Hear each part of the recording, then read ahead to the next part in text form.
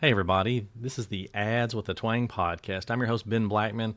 On this episode, we're going to talk about why working harder doesn't necessarily equal more money, but we're also going to talk about what does. Here comes episode 134. All right, let's get into it. So, the brutal truth about money is that it doesn't care how hard you work. Money doesn't care about that. It doesn't care about how talented you are. It doesn't care about how many certifications you've gotten, how many degrees, any of that stuff. Money doesn't care about that. Money follows perceived value, not effort. And what tends to happen is, and even I was brought up this way, is that we just need to work harder. We just need to do it more, right? Just put in more effort, and then that'll help us succeed better. And there's some validity to that. However, that's not exactly how it works. So right now in your business, if you're broke or underpaid or you're stuck at some kind of revenue plateau, then it's probably because, you're selling something that people don't want, or maybe, you're just not showing the value of your offer clearly. You're showing it in a way that it makes sense to you, but it doesn't make sense to them. Or maybe you're talking to the wrong audience. That happens a lot as well. So here's kind of a mindset shift to think about, your business and how, you're contributing and how you're able to get clients in. But a better way to think about it instead of grinding more is, would somebody be excited about paying me for this? Like, are they going to be really looking forward to it? And let me just say this real quick. A lot of my clients and a lot of coaches tend to get into coaching because they themselves overcame something or they learned something that applies to themselves, not something that they saw in the marketplace, that a problem that necessarily needed to be solved. That's not where they look first. They look at themselves and say, oh, I was able to get a healthy relationship, so I'm going to teach other people how to do that. And the only challenge with that is that you may not be, if you're doing it that way, you may not be addressing the solution that people really want. They may want that healthy relationship, but they may want you to present it in a different way. So you need to ask yourself, what result do they really want? And what do they think is in the way, of that result? What's getting in the way of that?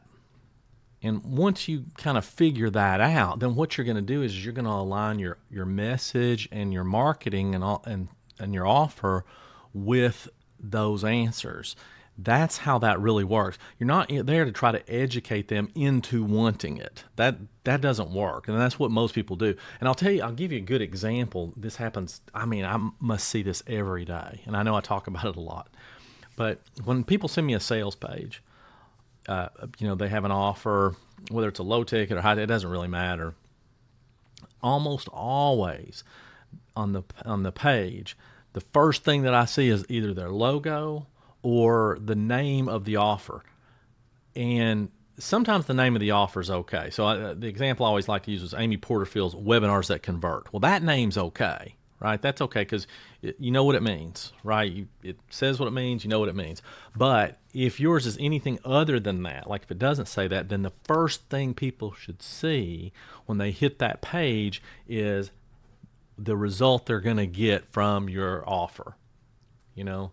How to lose 10 pounds in 3 days without exercising and eating, Oreos. Whatever it is. They need to see that up front. At that point, they don't care about, who you are. They don't care about, what the name of your offer is or how much time you spent, trying to get it together. They don't care about reading something about who this is for. They just want to know what they're going to get. Give it to them. Give it to them what they're going to get instead of fooling around with all that other stuff.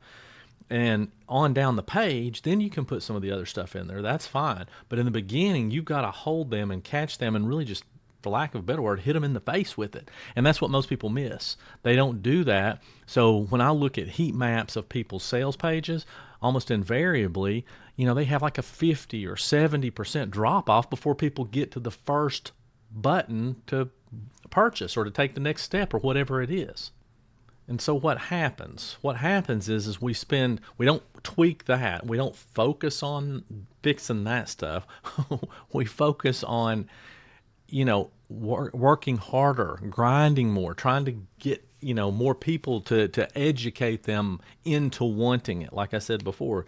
And that just doesn't work. I mean, it will for some people, but for most people, if you want to get more sales, you want to get more people to book calls with you, want to get more people to buy your low ticket offer, you don't want to do that. You want to give them the result.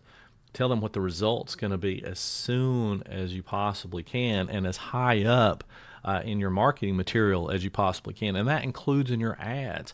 So in ads, it is a little different from the standpoint of not from educating them into wanting it, but rather into enticing them to take the next step. So you can, and I'm going to just kind of go off on a little bit of a tangent with this real quick, but ads can be done one of two ways. One is that you try to sell them on it in the ad. If you're trying to sell them on it in the ad, the next step, whatever they're clicking on, needs to give them the thing.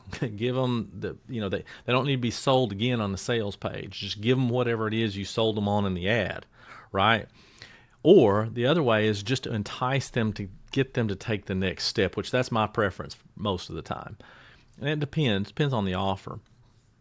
So the ad is just an enticement, entice them to take the next step, to go down the slippery slope. It's not to try to tell them everything about everything. So this happens often too when people come to me with ads. They want me to, they're promoting an event and they want me to try to tell people everything about the event in the ad. The thing about that is that if somebody doesn't click, likely most people won't read the whole ad to begin with if it's long. And that's, and I'm a long copy guy. I love long copy.